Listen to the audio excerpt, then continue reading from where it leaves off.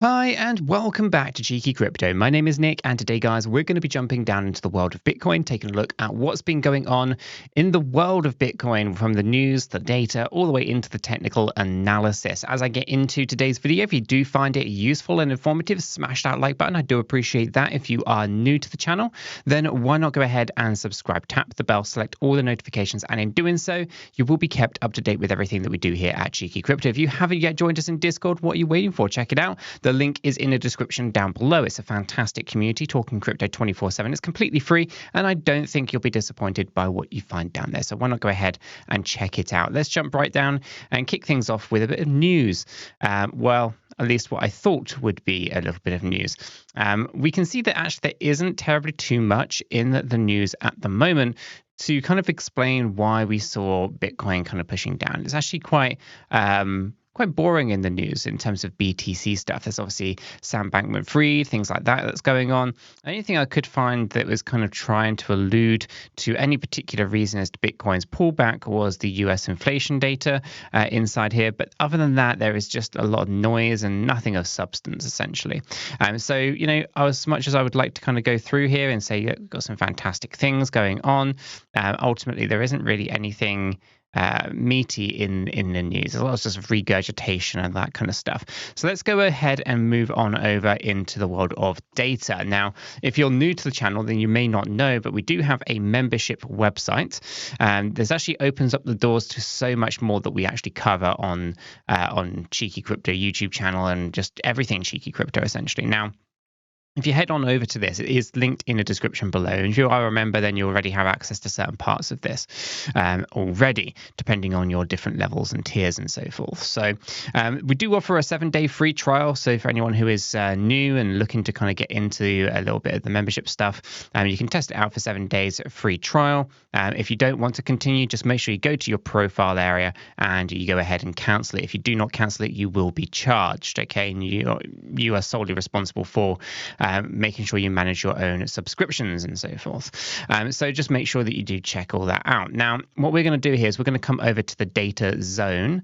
Okay, and the data zone is essentially going to load up a portal. Okay, and I'm going to make this portal a little bit bigger on the screen so that it doesn't load up, in this kind of small window here. We're just going to maximize this out a little bit. Okay, so now in here, we have lots of different chains and stuff like that. So we can see we've got Bitcoin, Cardano, Chainlink, Ethereum, Litecoin, XRP, and I'm adding more weekly. Okay, now you can see this is an overview down our navigation menu. So this is just the overview, all-time high, the date of the all-time high, the percentage that we're down from the all-time high, the number of days, the circulating supply, total supply, max supply, all the kind of usual kind of overview stats that you would expect to see. We don't have network analysis. This kind of shows you in the last 24 hours the number of addresses. So there's 48.7 million addresses or accounts when it comes to Bitcoin. In the last 24 hours, we've seen 903,000 of those addresses actually active. And you can see here what's really interesting is 610,000 addresses received Bitcoin and 560,000 addresses sent Bitcoin. That means that there's an overlap between people who are sending and receiving, and they're kind of doing both. And then you've got a pocket of people who are just receiving and a pocket of people who are just sending Bitcoin. It's quite interesting to kind of break it down. Now, the transactions, there were 265,000 transactions in the last 24 hours. The fees for that were $467,000. The fees in the last 24 hours in terms of like native tokens was 17 Bitcoin. There were 160 blocks added to the chain, and the block height was 811,000. Inflation rate daily is 0.0052%. Inflation yearly 1.89%. New issuance in the last 24 hours were 1,000 BTC, and new issuance in dollars is about $26.8 million. Okay, so we can see that here. So all that's kind of network analysis. And then, of course, we get into the wallet counts. This stuff is the stuff that we've been talking about quite a bit on the channel for a few years now. Obviously, we've enhanced this over time. as well. So there's 10 different wallet sizes, 0.001, 0.01, 0.1, 1, 10, 100, 1,000, 10,000, 100,000, and 1 million. And the analysis here is cut not to give you the number of wallets between each bracket of size, but the number of wallets that are greater than the said amount of native token, or in this case Bitcoin. So units great, or wallet that has more than 0.001 Bitcoin. If I click that, it's going to change the graph and show you how many wallets there are. There's 23,535,951 wallets that have over 0.001 Bitcoin. Now, why is this important? This is important because if we come back to our network analysis, we know that there's 48.7 million addresses, yet actually there's only 23 million of them with any form of Bitcoin in them. This basically tells us that over half of the addresses on Bitcoin are completely empty. They're just done, they're dust, they're finished, finito. And so this is important to understand because if you don't look at the wallet counts and you're just looking at the number of addresses, that's quite misleading, right? It makes you think that they got some great accumulation or some great kind of adoption of Bitcoin there, when in reality is less than half of that actually has Bitcoin in it. And of course, this gets worse the further up the scale that you go, because this is only 0.001 Bitcoin per wallet. Okay, now if we go up into 0.01 Bitcoin, it's 12.3 million. So, you're already at 1/100th of a Bitcoin, and there's only 12.3 million addresses. Okay, so we already know that there's a significant amount less in the number of actual wallets out there with Bitcoin in them, and obviously the story gets worse as you progress up. So 10% of a Bitcoin, or 1/10 of a Bitcoin, there's only 4.4 million wallets. And again, you can see that these are accumulating, right? And you can see in the last 365 days, accumulation has occurred here at this level. Okay, as we continue up here, the story gets very similar. 1 million wallets that have over 1 Bitcoin in them, been accumulating in the last year, 12.51%. But you can see a little bit of fluctuation in the last 14 to 7 days, where actually there's negative, which basically means retail investors have been selling. And this is something that I've been talking about for the last year or so. It's an inevitability in my mind. As the further up the scale we go, we see that larger investors have been selling for over a year, retail investors have been buying. And if we want larger institutional players to continue or to come back into the Bitcoin space, well, we're going to have to buy, or they're going to have to buy Bitcoin from somewhere, right? And where they're going to buy it, they're going to buy it from the retail investor typically. So I expect that we're going to see a significant sell-off from retail investors. And I think we're potentially starting to see that in here as well. Again, we can zoom in on this a little ways and we can see just how bad of this little kind of blip it is. It's nothing major at the moment, so I'm not going to get too carried away thinking that we're immediately going to see a massive sell-off, but it's something that we need to consider. As we go up to 10 Bitcoin or more per wallet, again, you can see very similar stories in the 14 to 7 day period here. 157,000 wallets with 10 Bitcoin or more have been accumulating, but now they're slowing down and potentially reversing. Then, of course, we get into the traders. The traders don't generally care which direction Bitcoin goes in because they're just trading it regardless. So 100 Bitcoin or more is very clear to me that they are more trading, that are professional level traders coming in and out of the space. This is why you see the black line here of the number of wallets with 100 Bitcoin being very, very flat. And you can see across these time periods as well, everything from 1 day ago all the way to 365 days ago, it's very, very flat. It's flat because they're in and they're out. They are trading Bitcoin and they're sucking up the liquidity. Then we go up into the whales. The whales are 1,000 Bitcoin or more. And well, we can see that things are not as good as the retail side. 2,011 wallets with over 1,000 Bitcoin in them. You can see it's down 0.05% in the last day.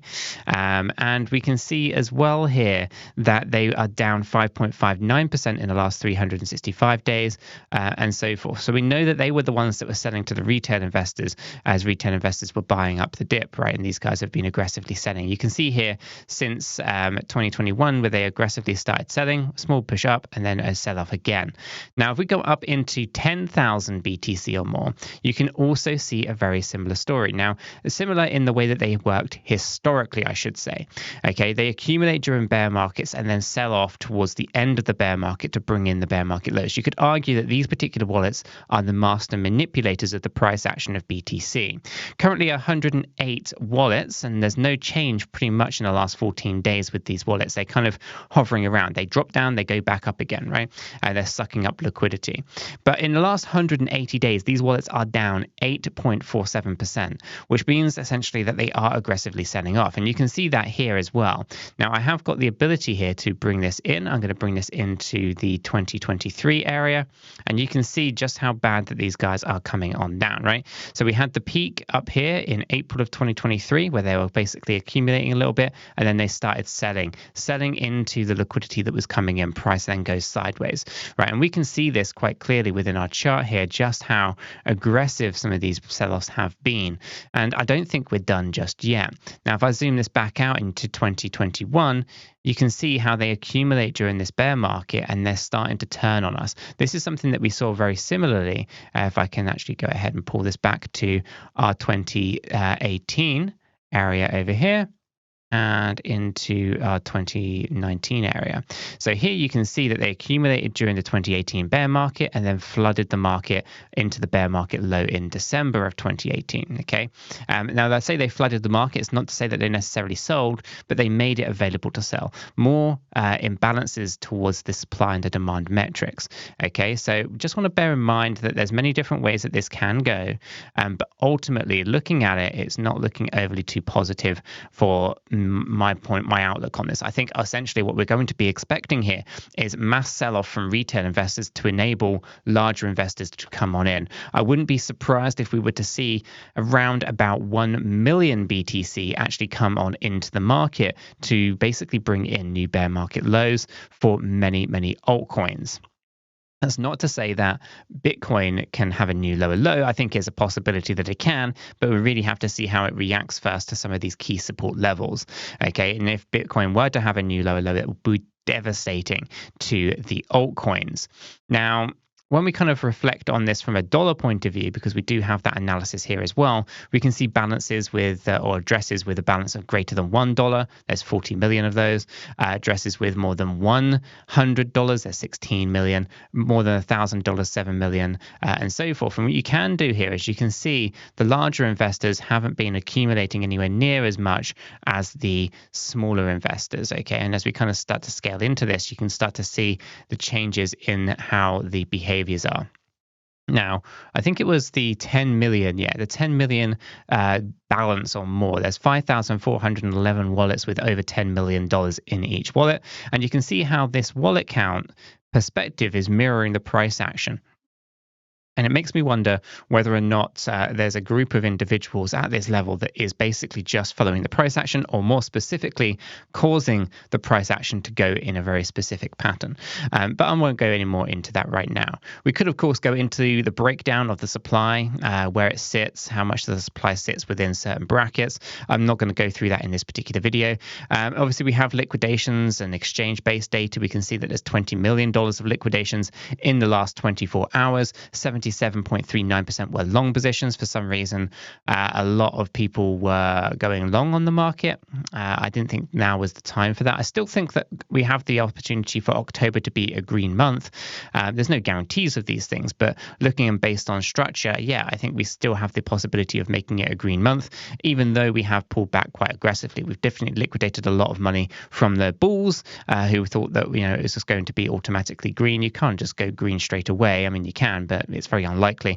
More often than not, you find yourself having to go liquidating those long positions before you actually rally on up, because that essentially you want to grab as much liquidity out of the market as possible. And I say essentially that's what you want to do. That's essentially what the big institutional players are doing, is they're grabbing as much liquidity as they can in this bear market. So OKX is the exchange with the most amount of liquidations at 6.2 million. Other than that, there's nothing unusual in there as well. We could, of course, go into total value locked and all that kind of stuff, but I'm not going to go into that in this particular video. Instead, what I'm going to do is I think jump on down into the technical analysis now for for BTC. We'll kick things off with the 1 hour time frame here. And as we can see, we were looking at this as an extension to the fifth wave to the move down lower. However, I'm thinking that this is actually probably going to change our thought processes quite a little bit here, because I'm starting to see this more as a bit of a nesting position than anything else. So for me, I'm still looking at more to the downside. I don't think we're done just yet. I expect another move it down. Looking at that, I think we've got a nested impulsive movement going on.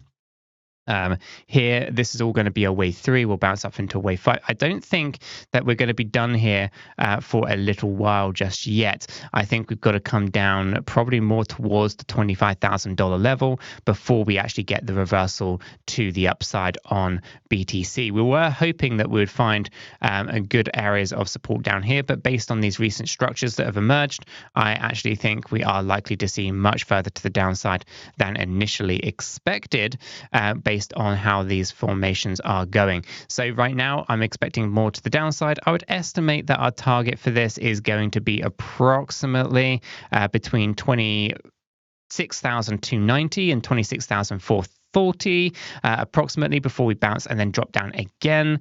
So yeah, still looking pretty bearish on the 1 hour time frame. Obviously, this is all a part of our daily, which is targeting out the $22,000 to $23,000 level, and nothing unusual here. We have obviously found support on the 50 SMA, the 50 MA, and lost support on the 50 EMA and the 200 EMA. We lost those, and yeah, so for the most part, yeah, we're looking quite aggressive to the downside at this point, but I do expect a bounce upwards, and yeah, once we kind of do that, we'll probably be pushing back to 28k.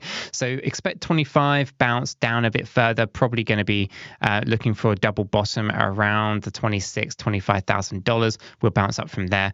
28k, I think, will be a wave 2, because I am looking for this to be a wave 1 up into this wave 2 around 28k.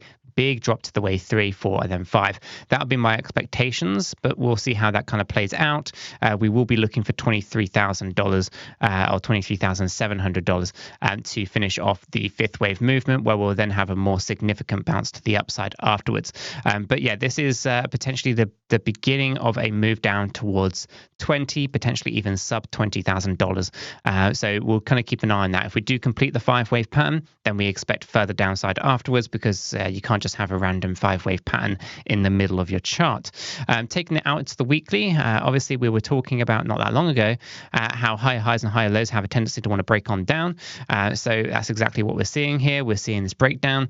We are unfortunately in this kind of flux area where momentum can shift down quite a bit and quite aggressively on the weekly chart. So we're not in a safe spot by any stretch of the imagination here. Currently, the price is below the 50 EMA. It was only 2 weeks ago that the bulls were able to get us above there. So we're right back where we were a few weeks earlier. So for the most part, I still expect further downside. We'll look for 200 EMA support, which comes in at 24,800 at the moment. But of course, that can change a little bit as well. I think, though, guys, that's going to wrap up today's video. If you have found it useful and informative, smash that like button. I do appreciate that. If you are new to the channel, then why not go ahead and subscribe, tap the bell, select all the notifications, and in doing so, you will be kept up to date with everything that we do here at Cheeky Crypto. And if you haven't yet joined us in Discord, what are you waiting for? Check it out. Link is in the description below. Until the next one, have a fantastic day.